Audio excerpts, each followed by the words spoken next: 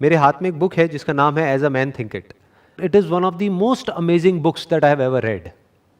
छोटी सी बुक है, पतली सी बुक है, लेकिन बड़ी कमाल की है. तो आज हम क्या करने वाले हैं, इसमें से कुछ सिलेक्टेड वर्सेस मैंने मार्क कर लिए हैं, उसकी हम डेप्थ में चलेंगे, समझने की कोशिश करेंगे कि उसका मतलब क्या है. तो सबसे पहले है, as the plant springs from and could not be without the seed, so every act of a man springs from the hidden seeds of thought and could not have appeared without them. This applies equally to those acts called spontaneous and unpremeditated as to those which are deliberately executed. जिस तरह से कोई भी plant है वो बिना बीज के नहीं हो सकता है, बिल्कुल इसी तरह से every act of a man springs from the hidden seeds of thought. मतलब कि हमारे जो भी एक्शंस होते हैं उसके पीछे कोई ना कोई हिडन सीड्स होते हैं थॉट के, जो कभी ना कभी हमने जाने अनजाने में प्लांट किया होता है. और जैसे हम एक्शंस लेते हैं वैसे ही रिजल्ट्स आते हैं. तो व्हाट दैट मीन्स इज कि जो भी हमारी लाइफ में हो रहा है, जो भी सिचुएशन है, जैसी भी सिचुएशन है, जो भी सर्कमस्टांसेस हैं जिसको हम ब्लेम कर रहे हैं, जिसकी वजह से हम दुखी हो रहे हैं, वो जो सर्कमस्टांसेस हैं वो जाने या अनजाने हमने खुद क्रिएट करे हैं. कहीं ना कहीं ऐसे कुछ थॉट्स थे जो एक्शंस में कन्वर्ट हुए. जैसे एक्शंस वैसे ही रिजल्ट्स, जैसे रिजल्ट्स वैसी ही या तो सफरिंग या जॉय. या तो हमें खुशी मिलती है उन एक्शंस की वजह से, उसका आउटकम या तो खुशी होता है या दुख होता है. तो इसका मतलब हमारी जिंदगी में जो भी खुशियां हैं या जो भी दुख है उसकी जड़ कहीं बाहर नहीं है, वो हमारे अंदर ही है. ये यहां पे कहा जा रहा है. इसी को और आगे बढ़ाते हैं. This applies equally to those acts called spontaneous. मतलब लोग कई बार बोलते हैं कि जो भी मैं कर रहा हूं ये बड़ी स्पॉन्टेनियसली हो रहा है, यानी बिना सोचे हो रहा है. कई बार होता है ना, हम कुछ ऐसा कर रहे होते हैं जो बिना सोचे हो रहा होता है, तो हमें ऐसा लगता है कि अच्छा इसमें तो थॉट का कोई रोल ही नहीं है. अगर वो स्पॉन्टेनियस भी है, यानी बिना सोचे समझे भी हम कुछ कर रहे हैं, तो उसके पीछे भी सबकॉन्शियस लेवल पे कोई ना कोई सीड है जो प्लांट हो रखा है. वो सीड क्या है? थॉट. अगर हमारे अंदर कोई इंफॉर्मेशन ना हो, किसी भी तरह का कोई थॉट ना हो, कोई मेमोरी ना हो, तो कोई भी एक्शन होना पॉसिबल नहीं है. उस वक्त जो एक्शंस होंगे वो सिर्फ और सिर्फ सर्वाइवल के लिए होंगे, कि भूख लगी खाना खाया, प्यास लगी पानी पिया, दैट्स इट. उसके अलावा और कुछ होना पॉसिबल ही नहीं है. तो कहा जा रहा है this applies equally to those acts called spontaneous and unpremeditated. एक बड़ा सिंपल सा एग्जांपल देता हूं. बिना वजह हमें बुरा लग रहा है, बिना वजह ही मन दुखी है. कई बार तो कोई वजह होती है जिसकी वजह से हम दुखी हो रहे होते हैं. कई कई बार होता है मूड खराब है लेकिन पता ही नहीं है क्यों खराब है. हमें पता नहीं है, इसका मतलब ये नहीं है कि पीछे कोई वजह नहीं है. वजह यही है कि कहीं ना कहीं कोई ऐसा थॉट हमने प्लांट कर दिया है जाने अनजाने में, जिसका हमको फल मिल रहा है. वो फल क्या है? कि हमारा मूड खराब है. यानी अगर नीम का बीज कहीं पर बो दिया है, चाहे जानबूझ करके या अनजाने में, तो कड़वाहट हमारी जिंदगी में आनी ही आनी है.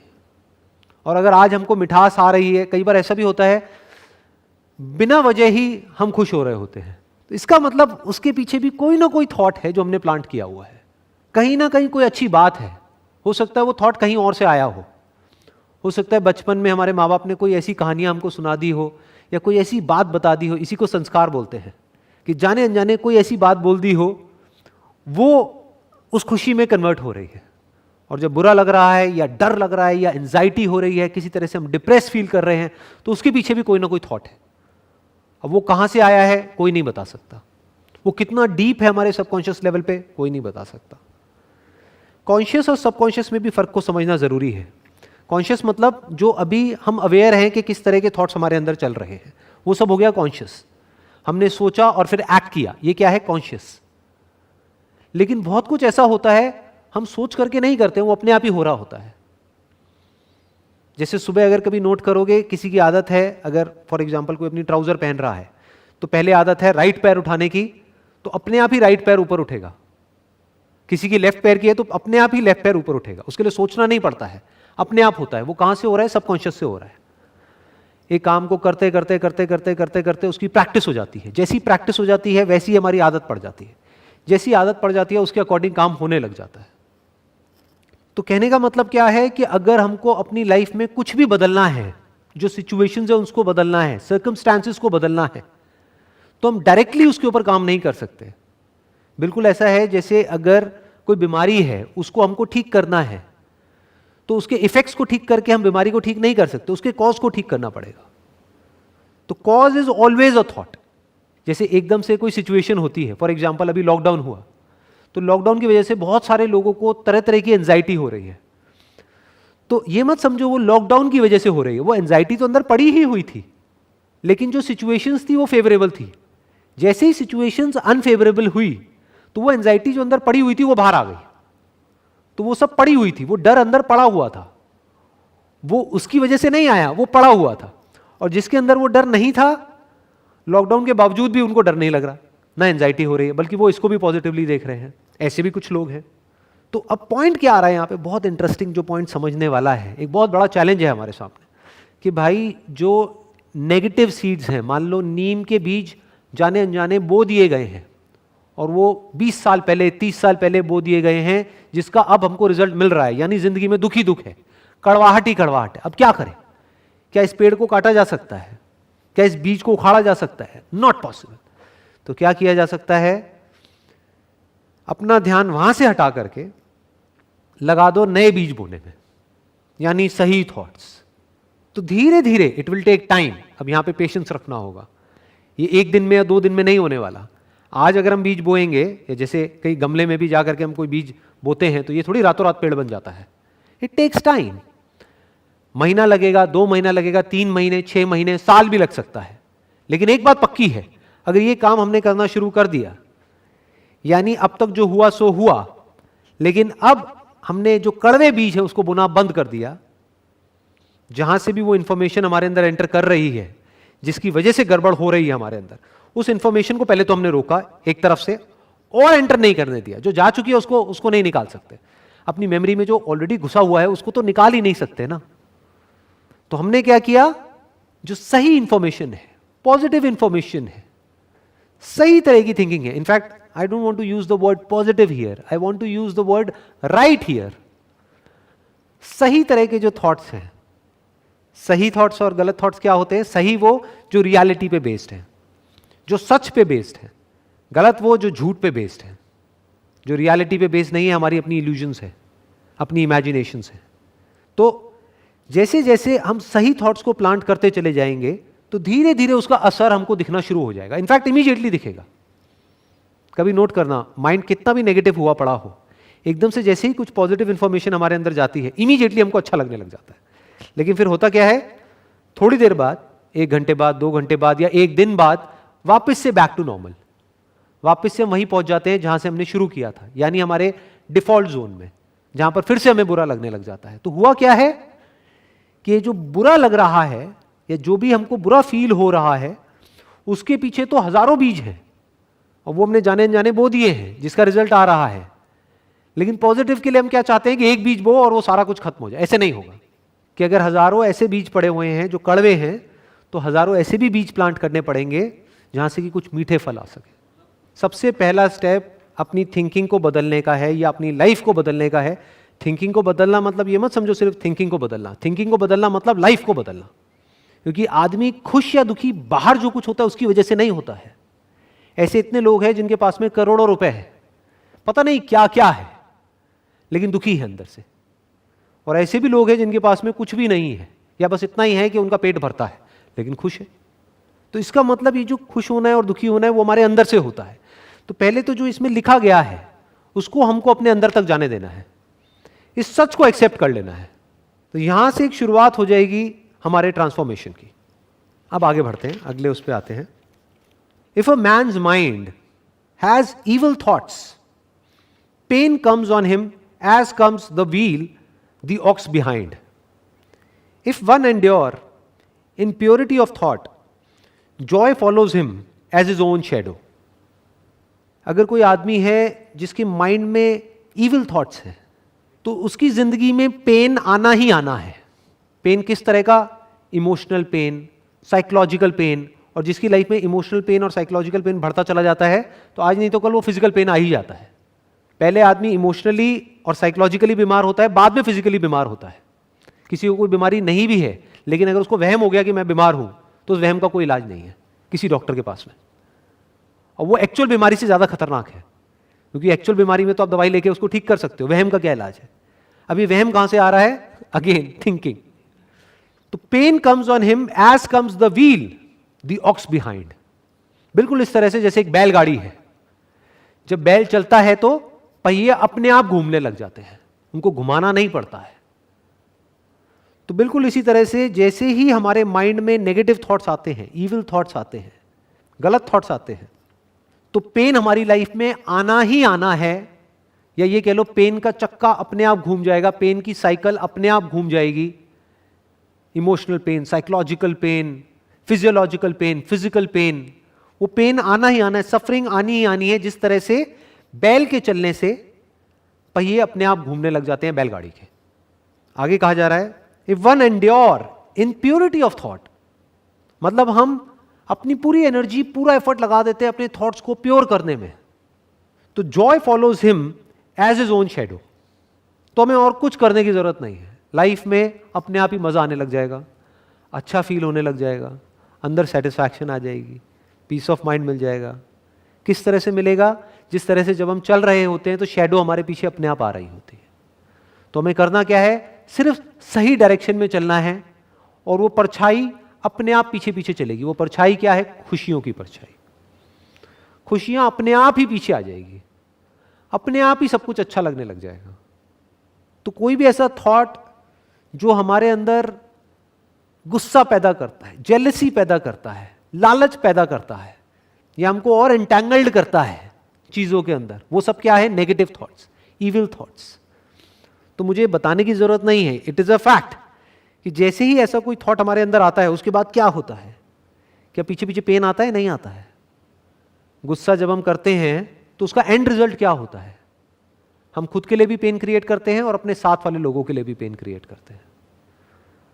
और जब हम गुस्से के थ्रू एक्ट ना करके प्योरिटी ऑफ थॉट, यानी आराम से सामने वाले को समझ करके, उसको बेनिफिट ऑफ डाउट दे करके, अपने आप को उसकी जगह पे रख करके फिर समझते हैं, तो एंगर आना पॉसिबल ही नहीं है। क्योंकि ये हमारी गलत फहमी है कि वो गलत कर रहा है, या वो ऐसा क्यों कर रहा है, वो ऐसा क्यों कर रहा है।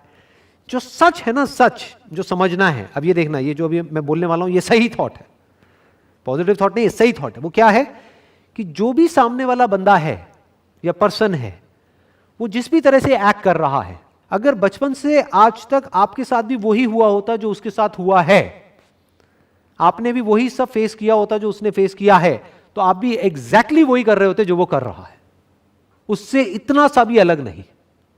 जैसा अंदर उसके सॉफ्टवेयर पड़ा है वैसे ही तो एक्शंस होंगे। ये माइंड क्या है? एक सॉफ्टवेयर के जैसा है। जो सॉफ्टवेयर बना है मान लो 20 साल में, 30 साल में, 50 साल में, तो उसके हिसाब से वो एक्ट कर रहा है।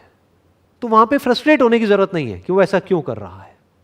लड़ने की जरूरत भी है तो लड़ लो, कुछ सिचुएशंस ऐसी भी होती है जहां पे सेल्फ डिफेंस के लिए लड़ना होता है, but not out of anger, but out of compassion.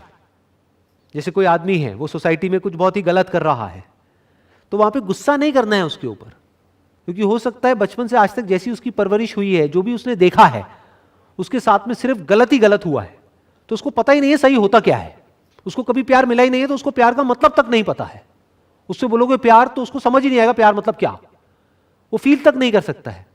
तो वो कुछ गलत काम कर रहा है। तो एक तरीका तो ये हो सकता है हम उस पर गुस्सा करें, दूसरा तरीका क्या हो सकता है? कंपैशन।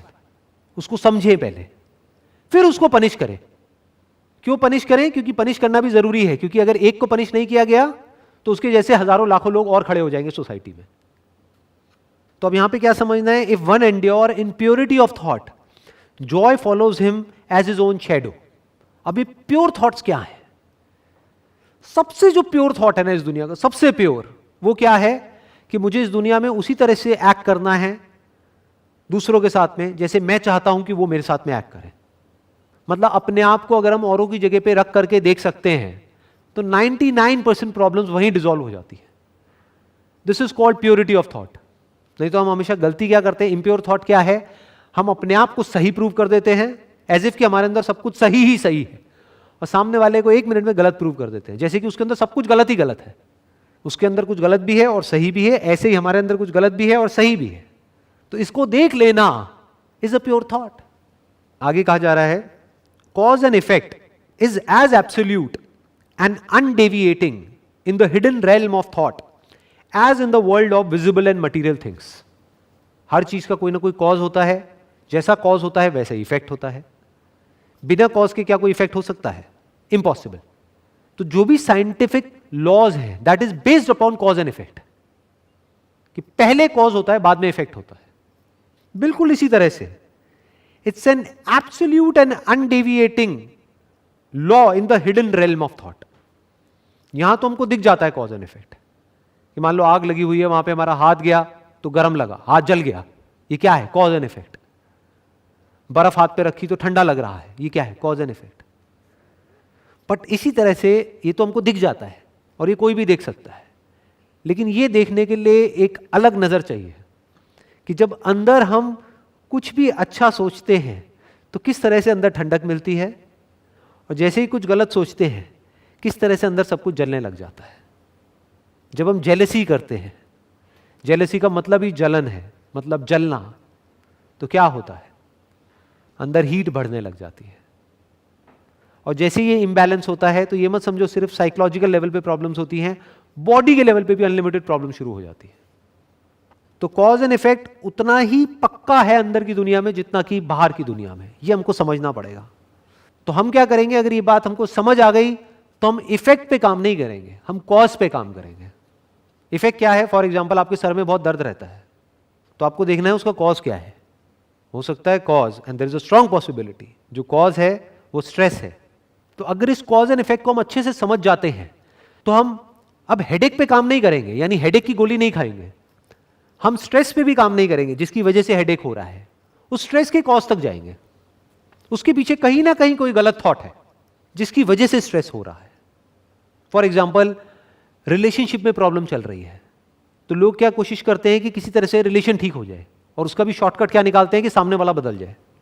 ये क्या है? इफेक्ट पे काम करना, कॉज पे नहीं। यानी रिलेशनशिप में प्रॉब्लम है तो हो सकता है बजाय बाहर देखने के हम अपने अंदर झांक करके देखेंगे तो हमको जड़ मिलेगी, अच्छा इसकी जड़ ये है कि मैंने जरूरत से ज्यादा एक्सपेक्टेशंस कर लिया सामने वाले इंसान से, मैं खुद उसको कुछ भी नहीं दे रहा हूं। Relationship is all about give and take. मैं खुद उसके लिए बोल तो रहा हूं कि मैं ये कर रहा हूं, वो कर रहा हूं, वो कर रहा हूं, लेकिन मैं खुद देखा जाए तो उसके लिए 10% कर रहा हूं, लेकिन बदले में उससे 90% एक्सपेक्ट कर रहा हूं। मैं खुद नहीं बदल रहा हूं लेकिन उसको बदलना चाहता हूं। तो जैसे ही हमको ये समझ आएगा तो क्या होगा? क्या हमारे एक्शंस नहीं बदल जाएंगे? क्या उसको देखने का नजरिया नहीं बदल जाएगा? और जब वो बदलेगा, हमारे अंदर से ग्रैटिट्यूड निकलेगा, हमारे दिल से उसके लिए एक थैंकफुलनेस निकलेगी, दिल से हम भगवान को थैंक्स करेंगे, सिर्फ ऊपर ऊपर से बोलने के लिए नहीं कि थैंक यू सो मच भगवान, आपने मुझे इतना अच्छा लाइफ पार्टनर दिया। तो क्या सब कुछ बदल नहीं जाएगा? कहाँ गई वो रिलेशनशिप की प्रॉब्लम्स? क्या रिलेशनशिप और स्ट्रांग नहीं होने लग जाएगी?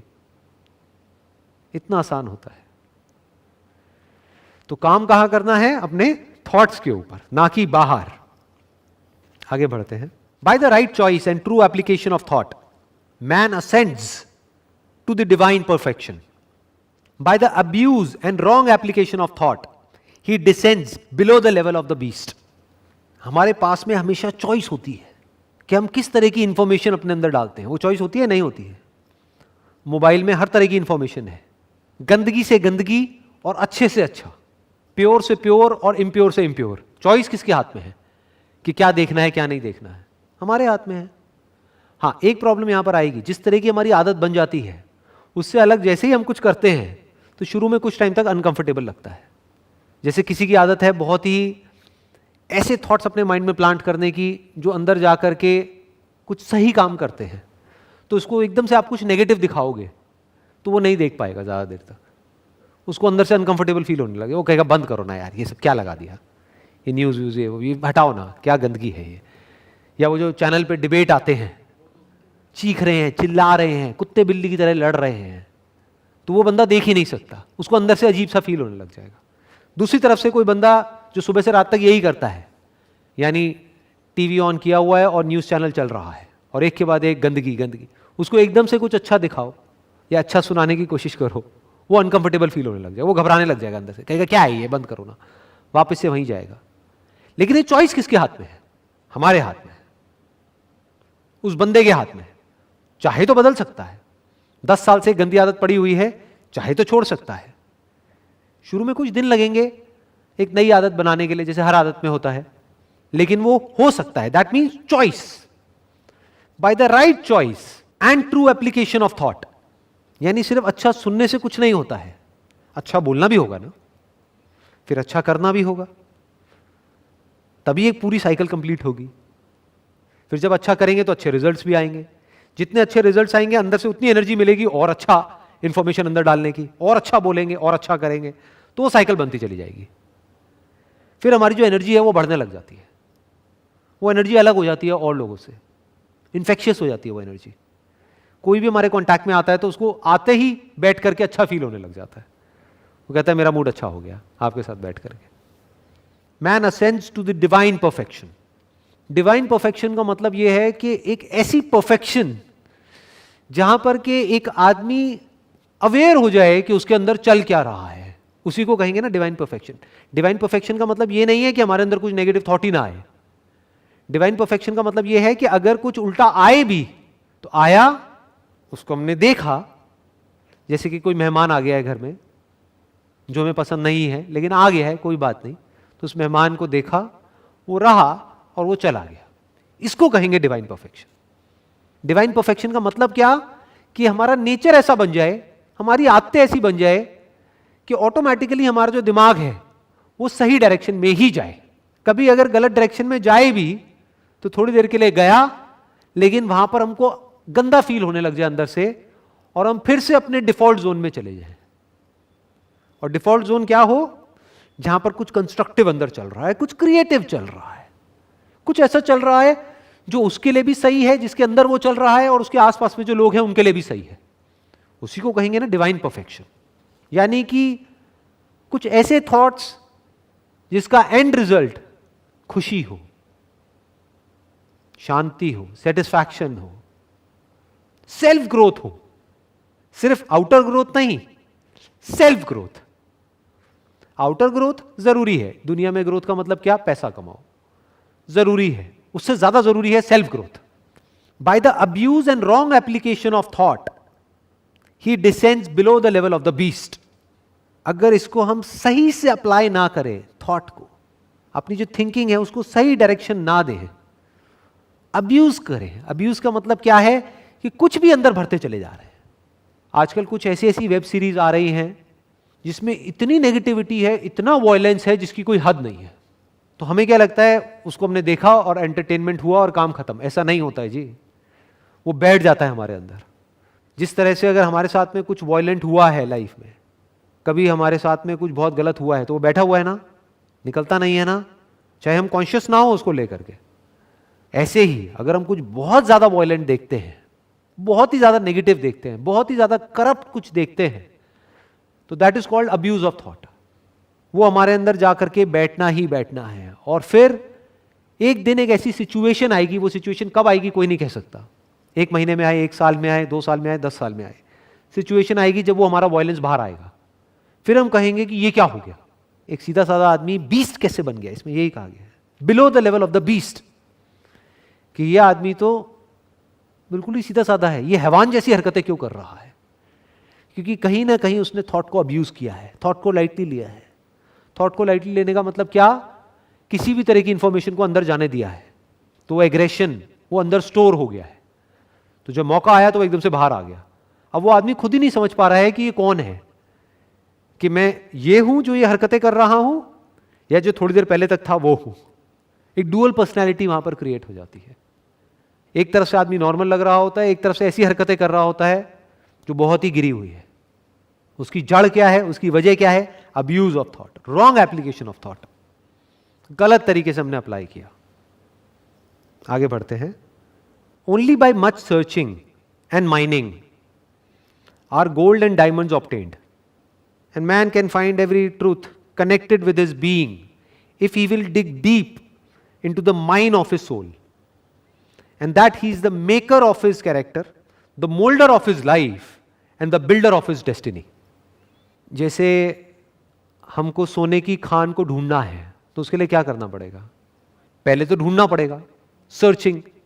फिर जब पता लग भी गया कि यहां पर है, सोना है या डायमंड्स हैं, तो माइनिंग करनी पड़ेगी, खोदना पड़ेगा, बहुत गहराई तक जाना पड़ेगा, तब जाकर के वहां से सोना निकलता है और डायमंड्स निकलते हैं। बिल्कुल इसी तरह से अगर हम अपनी आत्मा की गहराइयों में खोदें तब हमको एक सच वहां पर नजर आएगा जो इस दुनिया के सच से बिल्कुल अलग है। वो सच क्या है? That man is the maker of his character, कि उसका जो कैरेक्टर है वो खुद बनाता है। The moulder of his life, कि उसकी लाइफ को जैसे मोल्ड करना चाहे वैसे मोल्ड कर सकता है, जैसी बनाना चाहे वैसी बना सकता है, उसके हाथ में पूरा कंट्रोल है। And the builder of his destiny, कि उसकी किस्मत पूरी तरह से उसके खुद के हाथ में है। कहीं हाथ में कोई लकीरें नहीं है, कहीं कोई चांद तारे नहीं है। वो अपनी किस्मत को बदल सकता है, अपनी लाइफ को बदल सकता है, वो सब कुछ बदल सकता है। यानी अपने थॉट्स को बदल करके हम अपने एक्शंस को बदल सकते हैं। जैसे ही एक्शंस बदलते हैं हमारी आदतें बदलती हैं, जैसे ही आदतें बदलती है हमारा कैरेक्टर बदलता है, जैसे ही कैरेक्टर बदलता है हमारी लाइफ बदलती है, लाइफ बदलती है तो हमारी किस्मत बदल जाती है। तो सबकी शुरुआत कहां से हो रही है? थॉट से। सिंपल है। आगे बढ़ते हैं। Man's mind may be likened to a garden which may be intelligently cultivated or allowed to run wild. But whether cultivated or neglected, it must and will bring forth. If no useful seeds are put into it, then an abundance of useless weed seeds will fall therein and will continue to produce their kind. हमारा जो mind है ना, उसको एक garden की तरह देखना है हमको। जैसे हमारे घर में एक गार्डन है, अब उस गार्डन को कल्टीवेट करने के दो तरीके हो सकते हैं। एक तो है हमने इंटेलिजेंटली उसको कल्टीवेट किया है, कि जैसे ही कुछ ऐसा उग रहा है वहां पर जो हमको नहीं चाहिए तो उसको काटा, और जो हमको चाहिए, जिस जगह पर चाहिए, जो चाहिए, उसको वहां पर बड़े इंटेलिजेंटली हमने प्लांट किया, तो वो गार्डन बड़ा सुंदर होगा। दूसरा तरीका क्या है कि हम ऐसा कुछ ना करें। यानी क्या गार्डन पे दिमाग लगाना है? घर के आगे गार्डन है, छोड़ो ना, कौन उस पर मेहनत करेगा, कौन जाएगा, ये तो बड़ा एफर्ट वाला काम है, होने तो जो हो रहा है। जैसे ही हमने उसको छोड़ा तो क्या होगा? वहां पर यूजलेस वीड्स उग जाएंगे। वीड्स होती है मतलब ऐसी घास, आप कह सकते हो कांटे वाली घास। इसको कल्टीवेट करना ही पड़ेगा। और कब करना पड़ेगा? डेली करना पड़ेगा। बल्कि इसको एक स्टेप और आगे बढ़ाऊं, 24/7, 24 घंटे कल्टीवेट करना पड़ेगा अगर आप एक एक्चुअल में अच्छे गार्डन में रहना चाहते हो, एक्चुअल में अंदर से अच्छा फील करना चाहते हो। सोचो हमारा घर ऐसी जगह पे हो या हम ऐसी जगह पे रह रहे हैं जहां पर हम चल फिर तक नहीं सकते, बड़ी बड़ी घास उग गई है कांटे वाली, जहां निकलते हैं वहीं कांटे चुभ रहे हैं, लेकिन अब कुछ कर भी नहीं सकते। और दूसरी तरफ से एक ऐसा गार्डन है जहां पे ऐसे फ्लावर्स हैं जिसकी जो फ्रेग्रेंस है वो बड़ी कमाल की है। उस गार्डन में एक एक चीज को बड़े ध्यान से किया गया है, प्रॉपर तरीके से किया गया है, और उस गार्डन में बैठ करके ही हम अच्छा फील करने लग जाते हैं। लेकिन अगर ऐसा गार्डन हमें चाहिए तो वो एक दिन में नहीं बनेगा। और ये काम ऐसा नहीं है कि हमने 1 महीने तक किया, 1 साल तक किया, बस उसके बाद में छोड़ दिया। जैसे ही छोड़ दिया, इसमें क्या कहा जा रहा है? जैसे ही छोड़ दिया, आपको कुछ करने की जरूरत नहीं है, वो वीड्स अपने आप उगने लग जाएंगे। मतलब क्या है कि डेली बेसिस पे हमको 2 काम करने होंगे। एक, जिस तरह के प्लांट्स हमको चाहिए, जिस तरह के फ्रूट्स हमको चाहिए, उस तरह के बीज बोने हैं। और दूसरा, जिस तरह के नहीं चाहिए उसको जड़ से काटना है। क्योंकि जिस वक्त वो उस जमीन में जा रहा है या अभी जमीन से बाहर ही आया है, अभी उसको उखाड़ना बड़ा आसान है। एक बार वो बड़ा हो गया, then it becomes next to impossible. तो अगर इस एक्सरसाइज को हम रेगुलर करें, डेली रात को सोने से पहले इस एक्सरसाइज को करें, सुबह उठने के बाद इस एक्सरसाइज को करें, कि अपने आप से पूछें, अगर पूरा दिन खत्म हुआ है, कि आज क्या गंद गया है अंदर, और उस गंद को वहीं पर हम रोक दें। गंद को कैसे रोका जाता है? गंद क्या होता है? देखना, ध्यान से समझना। कोई भी चीज गंदी अच्छी नहीं होती है। जिस तरह से हम इंटरप्रेट करते हैं किसी सिचुएशन को, वो गंदी अच्छी होती है। कोई भी इंसान अच्छा या बुरा नहीं होता है, हमारे ऊपर हम उसको कैसे इंटरप्रेट कर रहे हैं। एक इंसान किसी के लिए अच्छा है, किसी के लिए बुरा है, किसी के लिए ना अच्छा है ना बुरा है। तो इस सारा खेल किसका है? इंटरप्रिटेशन का। तो हम कैसे ये नेगेटिव अगर हमारे माइंड में कुछ घुस गया है पूरे दिन में, उसको कैसे ठीक करेंगे रात को सोते वक्त? कि अगर हम उसको कोई गलत तरीके से इंटरप्रेट कर रहे हैं तो उस इंटरप्रिटेशन को ठीक कर दिया। यानी कुछ उल्टा चल रहा है हमारे माइंड में किसी के बारे में। फॉर एग्जाम्पल, आपको कोई फ्रेंड है, उसने गाड़ी ली है, तो आप उसके बारे में उल्टा सोच रहे हो, जरूर कोई ना कोई घपले कर रहा होगा, जरूर कोई गलत काम कर रहा होगा। डू यू नो दैट कि वो गलत काम कर रहा है? नहीं। या आउट ऑफ जेलसी हम उसको इस तरीके से बोल रहे हैं। तो हमने वहां पर क्या किया कि जरूर उसको कुछ ना कुछ ऐसा पता है जो मुझे नहीं पता है, चल यार अगली बार उससे मिलूंगा ना तो बैठ करके आराम से समझूंगा कि वो क्या कर रहा है, कैसे कर रहा है, इतना ग्रो कैसे कर पा रहा है अपनी लाइफ में। तो इस तरह से हमने अपने जो नेगेटिव थॉट्स हैं, इविल थॉट्स हैं, जो वीड्स हैं, उसको क्लियर किया रात को सोने से पहले, और जो सही थॉट्स है उसको और पक्का किया। सही थॉट क्या हो सकते हैं? थैंकफुलनेस। बड़ा आसान होता है, बहुत ही आसान। ये आप चलते फिरते भी कर सकते हो, रात को जिस वक्त सो रहे हो उस वक्त भी कर सकते हो। 1 मिनट लगता है। अपने हाथ पैरों को फील किया, आंख बंद करी, हाथों को थोड़ा सा हिलाया, फिंगर्स को हिलाया, पैरों को हिलाया और बोला कि अरे यार मेरे हाथ पैर सलामत है। ये छोटी चीज़ नहीं है। इस दुनिया में लाखों लोग ऐसे हैं जिनके हाथ पैर सलामत नहीं है, और हो सकता है कल आपके भी ना हो। मेरी आंखें सलामत हैं, आंखें खोल के देख लिया, अरे मैं तो देख पा रहा हूँ, अरे मैं तो सुन पा रहा हूँ, अभी कान भी ठीक है। तो ये क्या है? थैंकफुलनेस, कि जो है उसके लिए आप थैंक्स कर रहे हो। इससे कैसा फील होता है? अच्छा फील होता है। तो ये अच्छे थॉट्स हैं। तो पीसफुली सोओगे, जब अच्छे से सोओगे तो सुबह अच्छे से उठोगे, अच्छे से उठोगे तो अगले दिन की शुरुआत अच्छी होगी। लेकिन ये काम 1 या 2 दिन करने का नहीं है, हमेशा करना है, करते ही रहना है मरते दम तक। अब आगे बढ़ते हैं, अगले उस पे आते हैं। Circumstance does not make the man, it reveals him to himself. मतलब हमारी लाइफ में जो भी सर्कमस्टेंसेस होते हैं, चैलेंजेस होते हैं, प्रॉब्लम्स होती हैं, या कुछ ऐसी सिचुएशंस होती हैं जहां पर जाकर के ऐसा लगता है कि मैं तो फंस गया हूं पूरी तरह से, अब शायद मैं यहां से कभी बाहर ही नहीं निकल पाऊंगा। होता है ना ऐसा?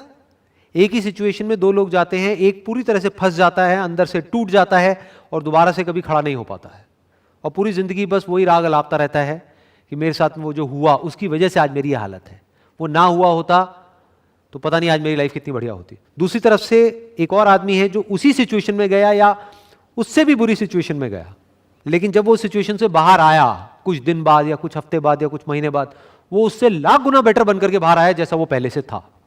तो ये क्या हुआ? क्या फर्क था दोनों में? उस प्रॉब्लम की वजह से उस आदमी की लाइफ खराब नहीं हुई है, अंदर से जो वो था वो ही निकल करके आ गया। अंदर से वीक था तो वो वीकनेस उस सिचुएशन के आगे हल्की पड़ गई और वो अंदर से टूट गया।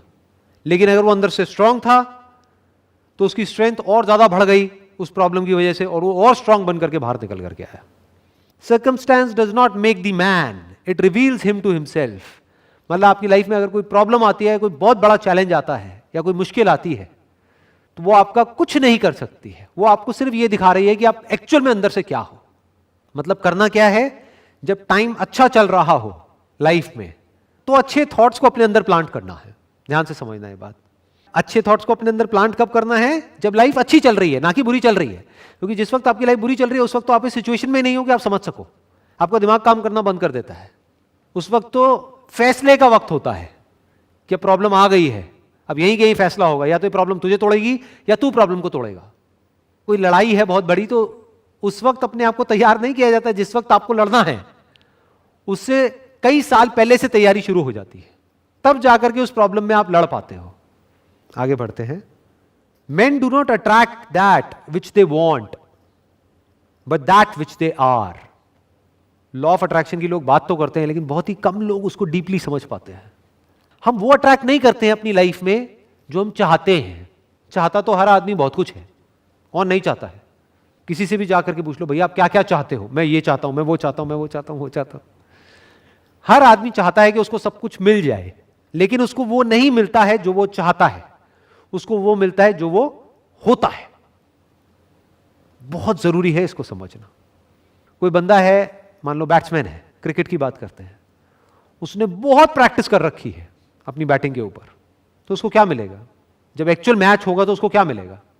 अगर अंदर से वो तगड़ा बैट्समैन है, उसने प्रैक्टिस कर रखी है, तो आज नहीं तो कल उसको रिजल्ट मिलेगा, यानी सेंचुरी मिलेगी। दूसरी तरफ से एक बंदा है, वो चाहता बहुत कुछ है लेकिन अंदर से वो बेकार है, तो उसको क्या मिलेगा? मान लो उसकी अप्रोच भी है, उसके कनेक्शंस भी हैं, तो क्या उसको सक्सेस मिल जाएगी लॉन्ग टर्म में? गलती से अगर अंदर चला भी गया तो 1 मैच, 2 मैच, 3 मैच उसके बाद में बाहर आ जाएगा। तो किसको क्या मिला? वो नहीं जो उसने चाहा, वो जो वो है का मतलब क्या? अंदर से कितना दम है।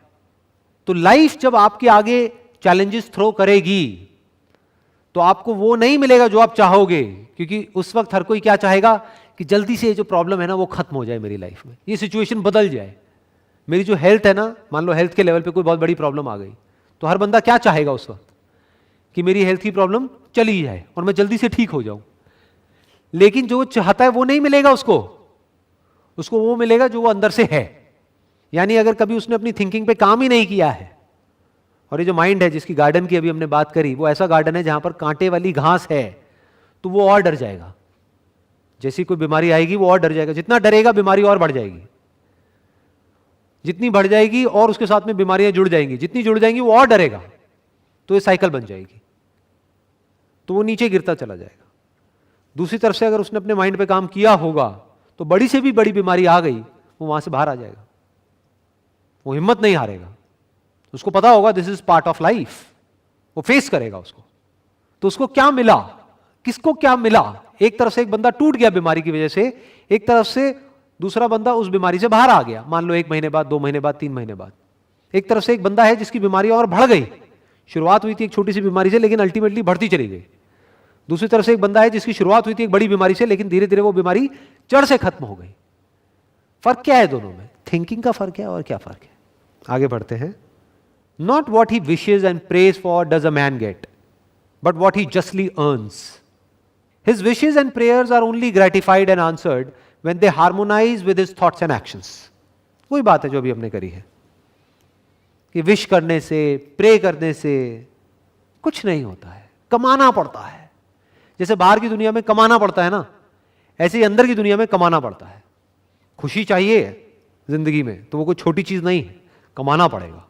खुशी ऐसे ही नहीं मिल जाती है, पीस ऑफ माइंड ऐसे ही नहीं मिल जाता है जी, कमाना पड़ता है। उसके लिए पता नहीं कितना काम करना पड़ता है। अंदर एक ऑर्डर होना चाहिए। ज्यादातर लोगों की जो थिंकिंग है वहां पर अगर झांक करके हम अंदर देखेंगे तो डिसऑर्डर है, अजीब अजीब से थॉट्स आ रहे होते हैं जिनका आपस में एक दूसरे से कोई कनेक्शन नहीं होता है। बिल्कुल ऐसे ही जैसे गार्डन है जहां पर कुछ भी उग रहा है, चाहे वो चाहते हैं चाहे नहीं चाहते, कहीं भी कुछ भी उग रहा है। एक है गार्डन जहां पर एक एक चीज को बड़े अच्छे से प्लांट किया गया है। तो थिंकिंग में ऑर्डर कैसे आता है? थिंकिंग एक फ्लो में कैसे जाती है? थिंकिंग कंट्रोल कैसे होती है? थिंकिंग डायरेक्शनल कैसे होती है? इसी को तो सुख बोलते हैं। आगे बढ़ते हैं। Men are anxious to improve their circumstances, but they are unwilling to improve themselves.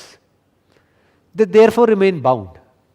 For example, कोई आदमी है, उसको हेल्थ चाहिए, लेकिन वो टेस्ट के पीछे पागल है, अपने टेस्ट को कंट्रोल नहीं कर सकता है और ओवर ईटिंग करता रहता है सुबह से रात तक।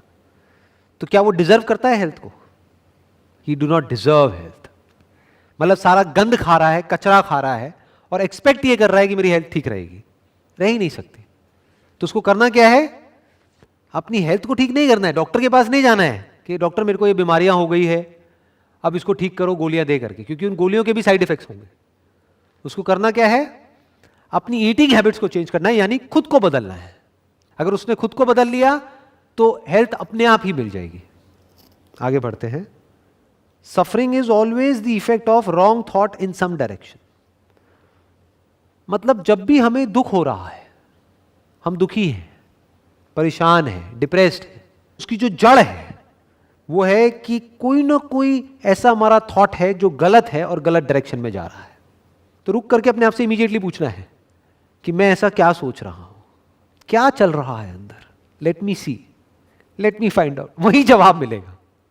अगर मूड खराब है या आपको बुरा लग रहा है तो ज्यादातर लोग क्या करते हैं? उससे एस्केप करते हैं, अपना ध्यान वहां से हटाएंगे, मोबाइल को ऑन करके उसमें इंडल्ज हो जाएंगे, अपने ध्यान को वहां से हटाने की कोशिश करेंगे। जबकि ये नहीं करना है, क्योंकि सफरिंग वहीं की वहीं है, दुख वहीं की वहीं पड़ा हुआ है। फॉर एग्जाम्पल, एक जख्म है, उसके ऊपर हमने कोई कपड़ा डाल दिया तो हमें क्या लग रहा है? जख्म ठीक हो गया है। जख्म ठीक नहीं हुआ है, वो तो और बिगड़ता चला जा रहा है। तो करना क्या है? उस जख्म को देखना है और इमीडिएटली उसको ठीक करना है ताकि वो और बड़ा ना हो। तो जब भी हमारी लाइफ में सफरिंग आ रही है, यानी दुख आ रहा है, हम परेशान हो रहे हैं, तो अपने अंदर झांक करके देखना है और अपने आप से सवाल पूछना है। और जब हम सवाल पूछते हैं तो जवाब मिलता है। अपने आप से सवाल पूछना है कि मैं ऐसा क्या सोच रहा हूं जो कि गलत डायरेक्शन में है, जिसकी वजह से मैं ऐसा फील कर रहा हूं, और क्या उसकी डायरेक्शन को ठीक किया जा सकता है? डेफिनेटली किया जा सकता है। थॉट ही तो है। थॉट किसके हाथ में है? पूरी तरह से आपके हाथ में है। क्यों? क्योंकि थॉट को क्रिएट कौन कर रहा है? हम ही तो कर रहे हैं। होता क्या है कि जब भी हम दुखी होते हैं किसी भी थॉट की वजह से, वो उस एक थॉट तक नहीं रहता है, उसके साथ में और भी थॉट जुड़ने लग जाते हैं। फिर हम हर बात पे, जैसे फॉर एग्जांपल एंजाइटी हो रही है, अंदर से डर लग रहा है किसी चीज को लेकर के, फिर छोटी छोटी चीजों में भी डर लगने लग जाता है।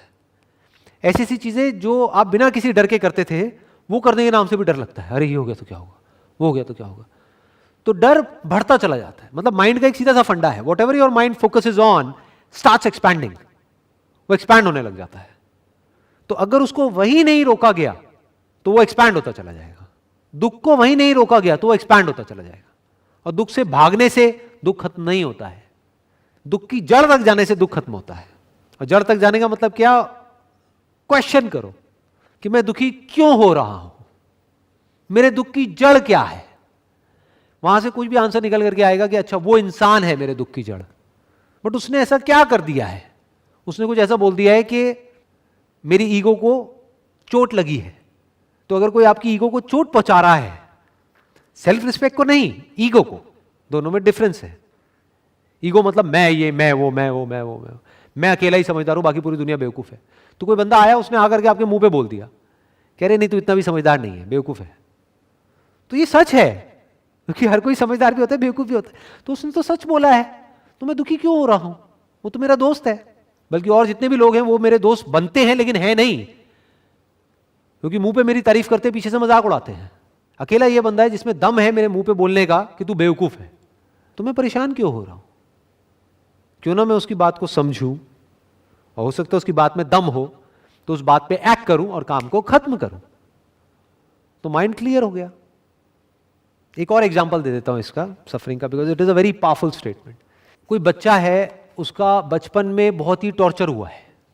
उसके जो फादर थे वो अल्कोहलिक थे, और रोज ड्रिंक करके उसकी मदर को भी मारा है उन्होंने, उस बच्चे को भी मारा है, पीटा है।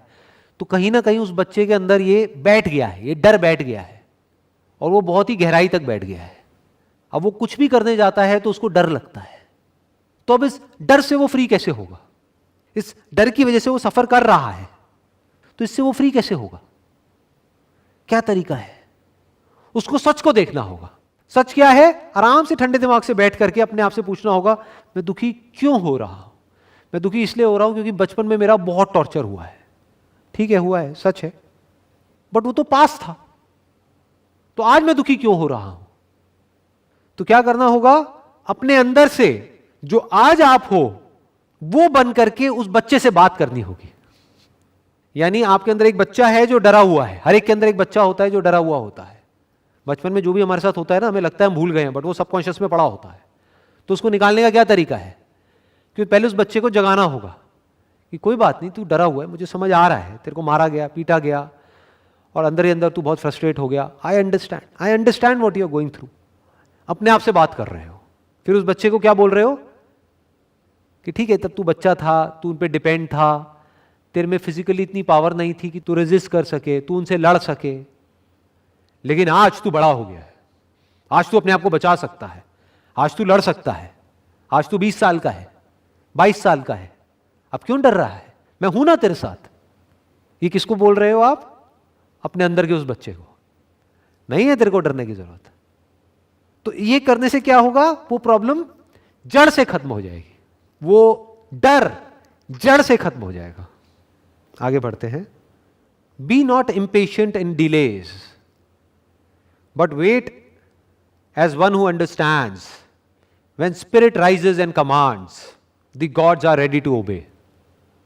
आपने वो कहावत सुनी होगी, खुद ही को कर बुलंद इतना कि खुदा खुद बंदे से पूछे कि बता तेरी रजा क्या है। मतलब do not be impatient in delays. ये जो भी अभी तक हमने बात करी है कि अपनी थिंकिंग पे काम करना, ये जो गार्डन है हमारा माइंड, गार्डन के जैसा, इसके ऊपर काम करना, इसका रिजल्ट एक दिन में या 2 दिन में नहीं आने वाला है। So don't be impatient, but wait as one who understands. Wait करो उसकी तरह जो समझता है। फॉर एग्जाम्पल कोई माली है तो वो समझता है कि आज यहां पर बीज बोया है तो इतने दिन बाद या इतने महीने बाद यहां पर ये होगा।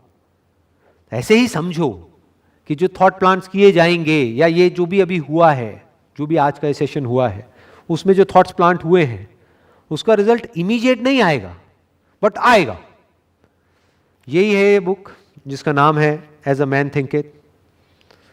आई स्ट्रांगली रिकमेंड यू ऑल, जो भी अभी मुझे देख रहे हैं, कि इस बुक को आप परचेज करिए, पढ़िए, एक बार पढ़िए, 2 बार पढ़िए, 4 बार पढ़िए। इसकी ऑडियो बुक भी है जो यूट्यूब पे अवेलेबल है फ्री ऑफ कॉस्ट, वो भी आप सुन सकते हैं। और सिर्फ सुनना नहीं है, पढ़ना नहीं है, बल्कि जो इसमें लिखा हुआ है उसको अपनी ज़िंदगी में उतारना है, तभी कोई मेजर चेंज आएगा हमारी लाइफ में। Wish you all the very best. Thank you so much.